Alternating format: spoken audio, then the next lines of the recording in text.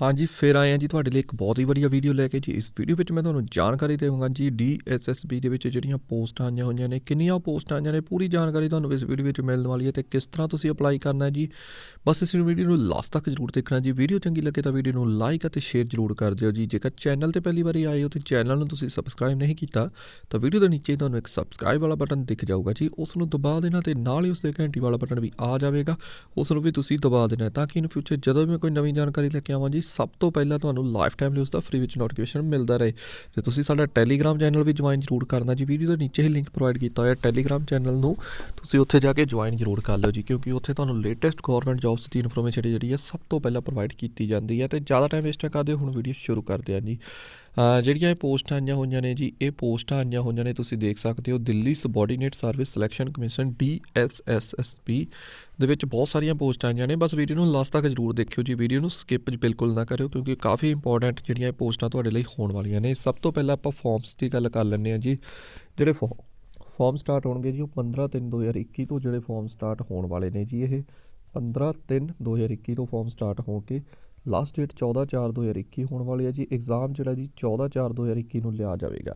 General OBC ਤੇ EWS ਦੇ ਲਈ ਕੋਈ ਵੀ 100 ਰੁਪਏ ਫੀਸ ਹੈ ਜੀ। SC ST ਕੈਂਡੀਡੇਟ ਤੇ ਫਿਜ਼ੀਕਲੀ ਹੈਂਡੀਕੈਪਡ ਦੇ ਲਈ 0 ਰੁਪਏ ਫੀਸ ਹੈ। ਕੈਟਾਗਰੀ ਚਾਹੇ ਕਿਸੇ ਵੀ ਕੈਟਾਗਰੀ ਤੋਂ ਹੋਵੇ, ਫੀਮੇਲ, ਉਹਨਾਂ ਦੇ ਲਈ ਕੋਈ ਵੀ ਇਸ ਦੇ ਵਿੱਚ ਫੀਸ ਨਹੀਂ ਹੈ। ਫੀਸ ਜਿਹੜੀ 100 ਰੁਪਏ ਦੀ ਹੈ ਜੀ, ਸਿਰਫ ਜਿਹੜੀ ਹੈ ਉਹ ਜਨਰਲ OBC ਤੇ EWS ਜਿਹੜੇ ਜੈਂਟਸ ਨੇ ਜੀ, ਉਹਨਾਂ ਨੇ ਹੀ ਫਿਲ ਕਰਨੀ ਹੈ।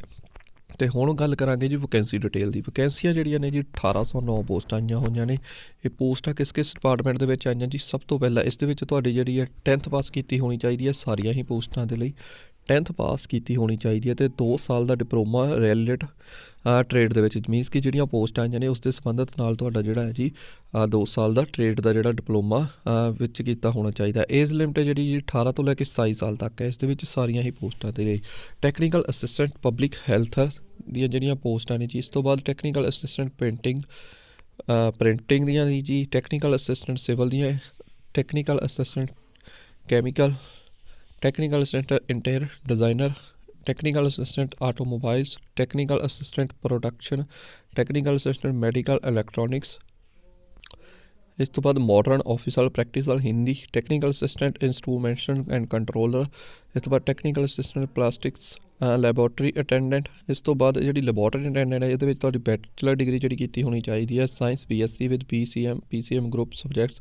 18 ਤੋਂ ਲੈ ਕੇ 27 ਸਾਲ ਤੱਕ ਇਸ ਦੇ ਵਿੱਚ ਜਿਹੜੀ ਲਿਮਟ ਹੈ ਜੀ। ਅਸਿਸਟੈਂਟ, ਇਸ ਤੋਂ ਬਾਅਦ ਇਹਦੇ ਵਿੱਚ ਵੀ ਜਿਹੜੀ ਹੈ ਜੀ ਬੈਚਲਰ ਡਿਗਰੀ ਕੀਤੀ ਹੋਣੀ ਚਾਹੀਦੀ ਹੈ। Science with chemistry and subject 2 years experience ਹੋਣਾ ਚਾਹੀਦਾ ਜੀ। Master degree. Assistant engineering E&M, ਇਸ ਦੇ ਵਿੱਚ BE BTech electronic mechanical engineering. Age limit maximum 18 ਸਾਲ ਹੈ ਜੀ। ਜੂਨੀਅਰ ਇੰਜੀਨੀਅਰਿੰਗ ਇਲੈਕਟ੍ਰੀਕਲ ਮਕੈਨੀਕਲ ਦੇ ਵਿੱਚ BE BTech diploma electronic mechanical engineering ਅਤੇ ਏਜ ਇਸ ਦੇ ਵਿੱਚ 30 ਸਾਲ ਹੋਣੀ ਚਾਹੀਦੀ ਹੈ ਜੀ। ਡਰਾਫਟਸਮੈਨ ਟ੍ਰੇਡ, ਇਸ ਦੇ ਵਿੱਚ 10th ਪਾਸ ਕੀਤੀ ਹੋਣੀ ਚਾਹੀਦੀ ਹੈ ਤੇ ਡਿਪਲੋਮਾ ਤੁਹਾਡੇ ਕੋਲ ਡਰਾਫਟਸਮੈਨ ਦਾ ਹੋਣਾ ਚਾਹੀਦਾ ਤੇ 3 ਸਾਲ ਦਾ ਤੁਹਾਡੇ ਕੋਲ ਐਕਸਪੀਰੀਅੰਸ ਹੋਣਾ ਚਾਹੀਦਾ ਹੈ। ਪਰਸਨਲ ਅਸਿਸਟੈਂਟ, ਇਸ ਦੇ ਵਿੱਚ +2 ਹੋਣੀ ਚਾਹੀਦੀ ਹੈ ਵਿਦ ਸਟੈਨੋਗ੍ਰਾਫਰ। ਹਿੰਦੀ ਇੰਗਲਿਸ਼ ਦੇ 100 ਵਰਡ ਪ੍ਰਤੀ ਮਿੰਟ ਜਿਹੜੀ ਹੈ ਜੀ ਸਪੀਡ ਹੋਣੀ ਚਾਹੀਦੀ ਹੈ ਜੀ।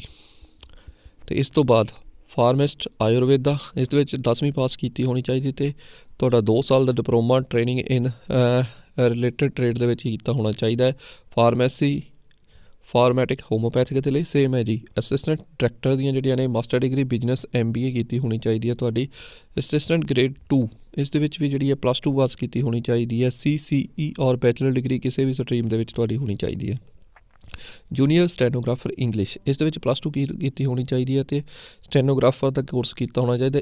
ਇੰਗਲਿਸ਼ ਦੇ 80 ਵਰਡ ਪ੍ਰਤੀ ਮਿੰਟ ਦੀ ਜਿਹੜੀ ਹੈ ਸਪੀਡ ਹੋਣੀ ਚਾਹੀਦੀ ਹੈ। ਅਤੇ ਉਸ ਤੋਂ ਬਾਅਦ ਜੂਨੀਅਰ ਇੰਜੀਨੀਅਰ ਇਲੈਕਟ੍ਰੋਨਿਕਸ ਦੇ ਵਿੱਚ ਜਿਹੜੀਆਂ ਨੇ ਜੀ BE BTech electronic engineering and diploma in electronic engineering ਦੇ ਵਿੱਚ 2 ਸਾਲ ਦਾ ਤੁਹਾਡਾ ਕੀਤਾ ਹੋਣਾ ਚਾਹੀਦਾ ਹੈ। ਇਸ ਤੋਂ ਬਾਅਦ ਜੂਨੀਅਰ ਸਟੈਨੋਗ੍ਰਾਫਰ ਇੰਗਲਿਸ਼ ਦੇ ਵਿੱਚ ਤੁਹਾਡੀ ਜਿਹੜੀ ਫਿਰ ਉਹੀ ਹੈ ਜੀ 10th +2 ਪਾਸ ਕੀਤੀ ਹੋਣੀ ਚਾਹੀਦੀ ਹੈ। 80 ਵਰਡ ਪ੍ਰਤੀ ਮਿੰਟ ਦੀ ਜਿਹੜੀ ਸਪੀਡ ਤੁਹਾਡੀ ਹੋਣੀ ਚਾਹੀਦੀ ਹੈ। ਜੂਨੀਅਰ ਇੰਜੀਨੀਅਰਿੰਗ ਇਲੈਕਟ੍ਰੋਨਿਕਸ ਦੇ ਵਿੱਚ ਜਿਹੜੀ BE BTech in electronic engineering diploma electronic engineer with 2 ਸਾਲ ਦਾ ਐਕਸਪੀਰੀਅੰਸ ਤੁਹਾਡੇ ਕੋਲ ਹੋਣਾ ਚਾਹੀਦਾ ਹੈ ਜੀ। ਸਾਇੰਟੀਫਿਕ ਅਸਿਸਟੈਂਟ ਬਾਇਓਲੋਜੀ, ਇਸ ਦੇ ਵਿੱਚ ਮਾਸਟਰ ਡਿਗਰੀ ਹੋਣੀ ਚਾਹੀਦੀ ਹੈ ਤੁਹਾਡੀ ਜੂਲੋਜੀ ਬੋਟਨੀ। ਅਤੇ ਤੁਸੀਂ ਦੇਖ ਸਕਦੇ ਹੋ ਜੀ ਇੱਥੇ ਸਿਕਿਉਰਿਟੀ ਸੁਪਰਵਾਈਜ਼ਰ, ਇਸ ਦੇ ਵਿੱਚ 9 ਪੋਸਟਾਂ ਨੇ ਜੀ। ਕਲਾਸ 10ਵੀਂ ਪਾਸ ਹੋਣੀ ਚਾਹੀਦੀ ਹੈ ਕਿਸੇ ਵੀ ਰੈਕਗਨਾਈਜ਼ਡ ਬੋਰਡ ਤੋਂ। 18 ਤੋਂ 27 ਸਾਲ ਦੀ ਉਮਰ ਹੋਣੀ ਚਾਹੀਦੀ ਹੈ। Assistant 4 man diploma automobile engineering, mechanical engineering, electronic engineering 2 ਸਾਲ ਦਾ ਜਿਹੜਾ ਹੋਣਾ ਚਾਹੀਦਾ ਹੈ। ਕਾਰਪੇਂਟਰ ਦੇ ਵਿੱਚ ਵੀ ਤੁਹਾਡੀ ITI ਕਾਰਪੇਂਟਰ ਦੇ ਵਿੱਚ ਹੋਣੀ ਚਾਹੀਦੀ ਹੈ।